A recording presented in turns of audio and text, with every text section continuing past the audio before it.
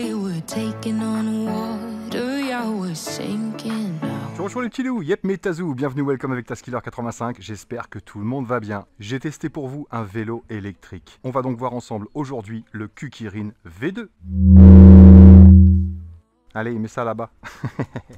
Donc le voilà, ce petit Kukirin V2, un petit vélo urbain pour les déplacements de tous les jours, pour aller au boulot, chercher son pain, etc. Un truc hyper léger, facile à plier, facile à déplier, facile à ranger dans un coffre de voiture par exemple, ou à emmener dans les transports en commun. Bref, un tout petit engin bien pratique. Et celui-ci, il est complètement autorisé pour la route en France. Ça fait plaisir. Il y aura juste un petit truc à déclipser tout simplement, mais vous allez voir, il est plutôt original et vraiment bien fini. Juste avant de commencer, je tenais à vous remercier pour votre soutien sur la vidéo précédente et je compte sur vous pour continuer à me soutenir, même s'il n'y a pas de concours à chaque fois dans toutes mes vidéos, même s'il y en a pratiquement un toutes les 2 vidéos. Je compte sur vous pour quand même aller commenter, bon, liker, partager, ça vous le faites toujours si vous en avez envie, bien sûr, et si la vidéo vous a plu, mais au moins allez mettre un petit commentaire dans la vidéo, ça fait toujours plaisir et je les lis tous sans exception. Donc ceci étant dit, j'ai quelques petites choses de côté qu'on va pouvoir voir ensemble très bientôt, de l'urbain et, et du monstrueux. Donc voilà, j'espère que ça vous plaira, restez connectés parce que c'est pas les seules nouveautés que j'ai à vous montrer bien sûr. Donc on parle aujourd'hui de ce petit Kukirin V2. Donc c'est un cadre en alliage d'aluminium, bien sûr, alliage de magnésium et d'aluminium. Et comme vous pouvez le constater, on n'a aucune soudure visible. Les seules soudures qu'on peut voir, c'est ici, au niveau du tube de fourche, mais sinon aucune soudure visible. On a l'impression qu'il a été moulé d'une pièce directement. Donc cadre vraiment rigide avec des belles petites couleurs. Moi perso, noir et orange, ça fait très racing, j'aime bien. Donc un moteur de 250 watts, 36 volts, qui peut monter à 430 watts, 460 watts en pic, complètement autorisé sur les routes françaises aussi. C'est un moteur brushless et il a un couple de 35 Nm. Une batterie lithium-ion incorporée au tube de sel, ça je trouve ça génial. C'est une 36 volts en 7,5 ampères. Elle se charge en 5 à 6 heures. On n'aura pas une énorme autonomie, mais comme je vous l'ai dit, c'est vraiment pour les petits trajets. Avec, on a un petit chargeur qui fait 42 volts, 1 ampère 5 et qui développe 63 watts. Des pneus Hornet en 22 par 2.125 qu'on va gonfler entre 2,4 kg et 2,7 kg, 2,8 kg en fonction de votre poids. Bien sûr, vous le savez, plus vous êtes lourd et plus il faudra gonfler fort. Donc maximum 2,7 kg, 2,8 kg. Un petit feu à l'avant.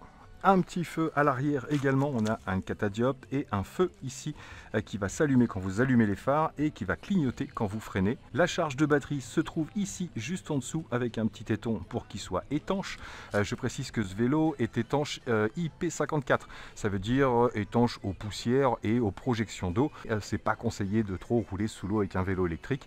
Là vous pourrez, mais il ne faut pas le tremper dans l'eau bien sûr. En ce qui concerne le montage, ça s'est super bien passé. C'est un des vélos qui m'a pris le moins de temps, environ 10 minutes pour le monter. Donc vous le recevez dans un carton, c'est super bien emballé, bien sûr, avec plein de petits bouts de mousse. Une fois sorti, voilà le cadre comme vous le recevez. En accessoire, vous allez voir, il n'y a pas grand chose. On a bien sûr la selle avec la batterie incorporée, une petite notice en plusieurs langues, dont le français est vraiment bien expliqué, que ce soit pour le montage ou les fonctions. Les pédales notées droite et gauche, la petite fixation pour la roue avant, un garde-boue, une petite pochette d'accessoires, enfin d'outils, et bien sûr le chargeur. Donc j'ai commencé par la roue avant, ça se met super facilement, c'est très rapide. Je précise que j'ai pas galéré du tout avec les fixations, la visserie est propre, les trous sont bien faits et bien taraudés, donc pas de galère pour ce vélo. Ensuite j'ai installé la potence pour le guidon, là c'est pareil, ça se fait vraiment facilement, aucun souci, c'est une petite fermeture à glissière. Après j'ai attaqué le phare et le garde-boue avant qui se montent en même temps, une vis sur la fourche et une vis de chaque côté de la roue. Ensuite les pédales, bien sûr respecter le left and right, des pédales qui se plient en un seul mouvement, d'une seule main plutôt, et ça franchement elles sont pratiques. Ensuite il vous faudra simplement insérer le tube de sel et venir connecter le petit connecteur justement qui a un clip de sécurité, donc vous entendez le clic quand vous allez le connecter et on a cette grosse fermeture qui permet de verrouiller la selle et en même temps de verrouiller par clé la batterie directement et donc votre selle. Donc voilà ce que ça donne une fois terminé. Donc je vous ai fait une petite vidéo pour vous montrer le pliage, le dépliage et l'encombrement surtout. Donc comme vous pouvez le voir, ça se plie et ça se déplie vraiment facilement. Prenez l'habitude de verrouiller avec la poignée de frein quand vous voulez le plier ou le déplier. Ça évite que les roues tournent et donc que le vélo se déplace. Mais comme vous pouvez le voir, c'est vraiment super simple et rapide à plier. Ces dimensions dépliées sont de 1,10 m de haut par 1,47 m de long et 54 cm de large. Et une fois plié, on a 55 cm de hauteur sur 82 cm de long et 44 cm de large. Et avec des pédales pliables pour moins d'encombrement, comme je vous l'ai dit. J'ai fait environ 32-33 km en utilisant que les pédales. Je précise que j'ai perdu du poids. J'arrive à 86,5 kg, même si ça se voit pas. Je fais des efforts pour vous. Je cours autour de la cour. Donc ouais, 32 km et demi à peu près juste en assistance électrique. Je précise que ce vélo est bridé à 25 km/h et vous ne pourrez pas aller plus vite parce que le compteur n'est pas débridable. Comme vous pouvez le voir, on a un catadioptre ici également sur l'avant. Le rétro, c'est à moi, vous ne l'aurez pas dessus.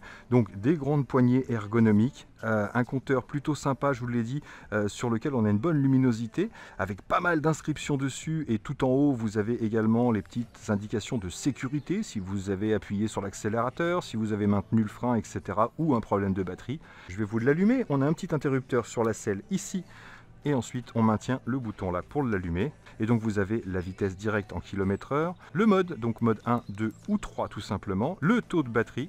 Donc vous avez l'odo avec les kilomètres parcourus depuis que vous l'avez. Donc là je vous rassure, 14, je l'ai remis à 0. C'est un des seuls trucs qu'on peut faire avec le programmateur. Vous avez le trip, c'est-à-dire ce que vous faites du départ jusqu'à votre retour, jusqu'à ce que vous éteigniez l'appareil. Ensuite le voltage de la batterie en direct et le temps que vous avez mis en route le vélo sur ce coup-là, bien sûr, pas depuis que vous l'avez. Pour rentrer dans les programmations, on maintient plus et moins ici. Après, vous avez P01 et comme je vous l'ai dit, ça, c'est la luminosité de l'écran. Donc, je reste sur 3. En P02, vous avez le choix entre kilomètres et miles per hour. Et en P03, vous pouvez remettre à 0 votre compteur, bien sûr. Je ne vais pas le refaire encore une fois. Et on maintient plus et moins, ou on attend 10 secondes pour revenir. Donc, on a une petite sonnette manuelle fournie avec, mécanique. Un dérailleur Shimano, bien sûr. Donc c'est le tourné, c'est un des plus simples et un des moins chers, mais un des plus faciles à régler. Si vous avez des vitesses qui ne passent pas, vous aurez juste ces deux petites vis à toucher pour que ça puisse passer comme il faut. Mais là, j'ai rien eu besoin de faire. On a deux freins à disque sur l'avant et sur l'arrière, bien sûr, mécaniques. Hein, ce ne sont pas des freins à disque hydrauliques. Pour ce prix-là, il ne faut pas trop en demander non plus. Allez, c'est parti, on va faire un petit tour et puis vous pourrez vous faire une idée de ce qu'il vaut ce petit engin. Yep les amis, on est parti, et comme vous pouvez le voir, j'ai pas mis l'assistance électrique, je peux simplement l'allumer hop sous la selle et ensuite allumer le compteur. Mais je voulais vous parler de 2-3 trucs. Donc comme il est très léger, on peut complètement l'utiliser comme un vélo normal et ça ne force pas. Donc même en cas de panne de batterie, vous pouvez quand même rentrer chez vous sans avoir à forcer, contrairement par exemple au Sembike ou à d'autres qu'on va voir plus tard avec des grosses roues, les fat bikes. C'est beaucoup plus dur de pédaler sans l'assistance. Donc c'est parti, je l'allume, tac. Et voilà, donc on est toujours en assistance 0, c'est toujours moi qui pédale, mais il m'affiche quand même les km/h. Donc vous pouvez l'utiliser comme un vélo normal et avoir un petit compteur de base. Je mets une assistance, pif, et voilà, let's go. Donc là, on va m'assister jusqu'à environ 13-15 km/h. Donc c'est un vélo avec lequel il va falloir vous servir du dérailleur. Hop, là je vais pouvoir augmenter ma vitesse. Voilà, réduire mon pédalage. Et comme vous le voyez, je suis à 14 km/h, pratiquement 15 km/h. Je vais passer maintenant en assistance 2. Donc là, je suis sur le dérailleur 6, donc je suis pratiquement au maximum. Là, je suis au maximum et on est aux environs des 17 km/h et demi, 18 km/h.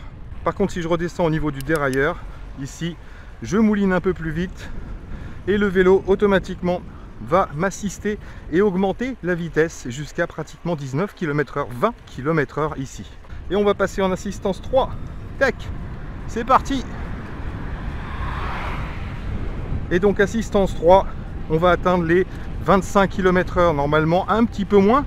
Il n'est pas exagérant. Et j'ai comparé avec le GPS et il a à peine 1 km/h de décalage. Donc c'est plutôt correct. Je vais vous parler de la gâchette maintenant. Alors que vous soyez en niveau 1, niveau 2 ou niveau 3, la gâchette, elle, va toujours aller aux alentours des 20-22 km/h en fonction de la route, bien sûr.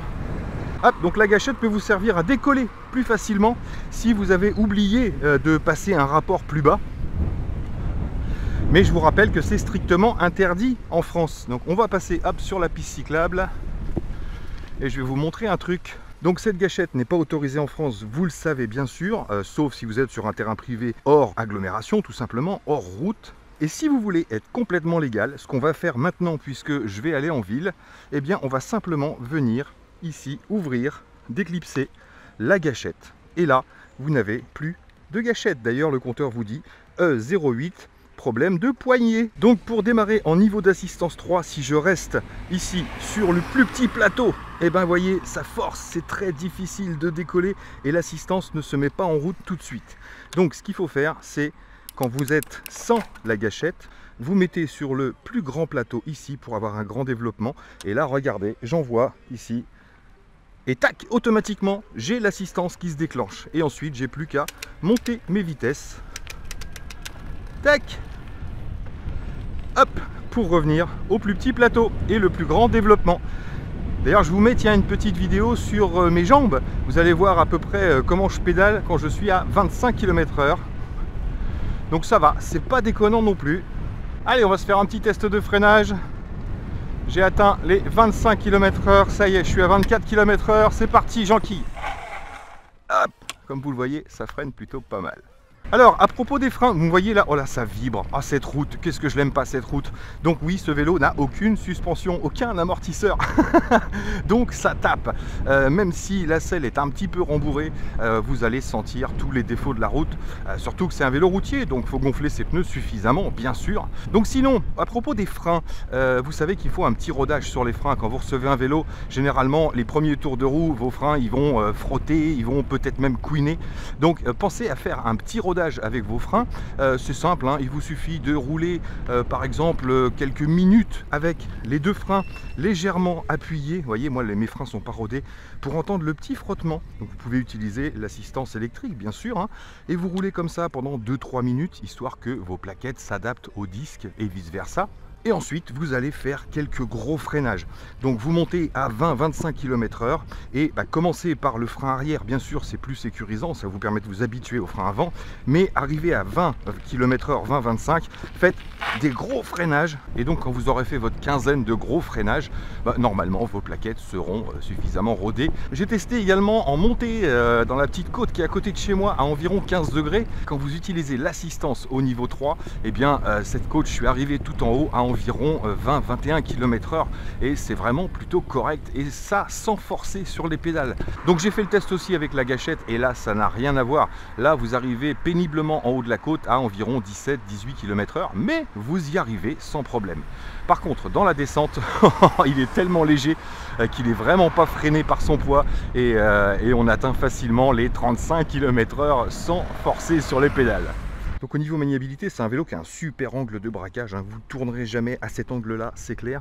Et comme je vous l'ai dit, il est super maniable. Allez, c'est reparti. Hop. Tiens, je vous mets deux petites mesures supplémentaires là pour la garde au sol, la longueur des pédales et aussi la hauteur du cadre pour ceux qui ont du mal à lever les jambes. Donc comme je vous disais, super maniable, ce petit vélo est très stable, bien équilibré. Rappelez-vous, j'avais fait le test avec le D4S qui était impossible à tenir sans les mains, enfin à rouler sans les mains, et le Sembike lui fonctionnait parfaitement bien. Et ben celui-ci c'est pareil, franchement il tient super bien, il n'y a aucun souci. J'ai pu lâcher les mains en toute confiance, je pouvais même tenir ma perche pour me balader un petit peu et tester ma nouvelle perche de 1,40 m. Donc voilà, niveau maniabilité, rien à dire sur ce petit vélo. Vous avez vu, je m'arrête au stop, hein, je pose le pied. Hein. Et voilà, là j'ai pas mis mon grand plateau, donc je galère et l'assistance a du mal à partir. Et j'ai pas la gâchette. Mais voyez comme c'est difficile, là l'assistance se déclenche pas. Donc je passe un rapport inférieur et là automatiquement l'assistance se déclenche. Hop, et je peux repasser au niveau 7 puisque j'ai atteint 20 km/h. Ah, un autre stop, il faut que je me arrête. Il faut vraiment que je rôde mes freins. Donc bien sûr, hein, je sais que vous allez laisser la gâchette, hein, même si on n'a pas le droit. C'est quand même plus pratique. Même si on s'en sert pas pour rouler tout le temps, c'est vrai que c'est super pratique, ne serait-ce que pour pouvoir décoller quand vous êtes au plus petit plateau, bien sûr. Au niveau tarif, il est affiché à 629 € et c'est déjà pas très cher pour ce genre de petit vélo. C'est un des moins chers de la catégorie avec toutes les options qu'il a et la finition, la qualité de finition. Mais on m'a donné j'aime bien ce mais, on m'a donné un petit coupon supplémentaire spécial qui vous mettra ce petit vélo, si vous êtes intéressé, à 569 €. Et alors là, eh ben, ça bat toute la concurrence sans aucun problème. Donc je vous mets les liens dans la description, bien sûr, comme d'habitude, avec le petit coupon, si vous êtes intéressé par ce petit produit ou si vous voulez simplement aller jeter un œil sur la fiche produit. Dernière petite nouvelle, j'ai un compte TikTok. D'ailleurs, je vais chez ma fille. C'est ma fille qui m'a créé mon compte TikTok et qui m'a formé. Heureusement, c'est une formation gratuite. Je vous mets le code QR directement sur la vidéo. Comme ça, si vous voulez me suivre sur TikTok, vous avez juste à scanner ce petit code QR. Sinon, vous allez directement sur TikTok et vous cherchez Taskiller 85, bien sûr. Alors, conclusion pour ce petit engin. Eh bien, je vais vous donner les pour et les contre, les plus et les moins, si vous voulez. Donc déjà, on a vraiment un cadre super joli, sans aucune soudure. Et c'est vrai que ça fait propre de chez propre. Ça, j'aime bien. Après, c'est pas ce qui va vous changer les performances du vélo, mais c'est un petit plus quand même. Le phare, lui, fonctionne plutôt bien, comme vous pouvez le voir sur ces images. C'était hier soir, hein, il était 22h30, 23h. Et franchement, non seulement il y a un gros faisceau très clair en plein milieu, mais en plus, vous avez quelque chose, un espèce d'effet halo autour qui vous permet de voir les trottoirs, etc. Donc, plutôt correct pour ce genre d'engin. Donc, le petit feu stop, bien sûr, qui est un petit plus également pour la sécurité. Il est super maniable puisqu'il est léger et donc facile à plier, facile à déplier et à ranger, que ce soit dans une voiture ou à balader comme je vous l'ai dit. Et ça j'aime bien aussi, la graduation pour pouvoir retrouver son réglage directement quand on enlève ou qu'on remet sa batterie. Moi je suis aux alentours des 12 ici et le grand levier fait qu'on ne force pas pour la fermeture. J'aime aussi beaucoup l'anodisation, que ce soit pour le levier ici, le verrouillage. Ça rappelle bien les couleurs noir et orange du vélo en lui-même. Pour les moins, j'ai envie de dire le compteur qui est pas programmable, on ne pourra pas changer sa vitesse, mais en même temps c'est ce qui vous permettra de rester homologué, enfin autorisé sur route. Et cette fameuse selle qui est souple ici, qui est confortable, mais pas à outrance, c'est-à-dire qu'elle est molletonnée dessus, mais au bout de quelques kilomètres, si jamais la route n'est pas vraiment propre, vous allez le ressentir. Donc plus ou moins confortable quand même au niveau de la selle. Mais je vous rappelle qu'on est dans les moins chers de la gamme pour des engins aussi complets et aussi bien finis que celui-là. J'aime aussi beaucoup le système de fermeture qui change par rapport à ce qu'on a l'habitude de voir. Vous voyez, hop, je déverrouille ici et c'est ici qu'on va pouvoir l'ouvrir avec une grosse finition ressort qui empêche d'abîmer les fils. Donc ça, c'est vraiment original. Donc pour finir sur ce petit Kukirin V2, écoutez, voilà, faites-vous votre propre idée par rapport à ce que je vous en ai montré. Mais voilà, il se place plutôt bien dans la gamme, je trouve. Donc c'est tout pour moi pour aujourd'hui les amis. J'espère que cette petite vidéo vous aura plu. Pensez à commenter si vous avez un truc à dire. Dites-moi ce que vous pensez de bien ou de pas bien sur ce petit vélo. Et puis on se retrouve très bientôt sur une prochaine vidéo, bien sûr. Donc moi là-dessus, il ne me reste plus qu'à vous dire surtout, portez-vous bien, prenez soin de vous et des autres. Et à très bientôt dans mes vidéos. Allez, ciao ciao.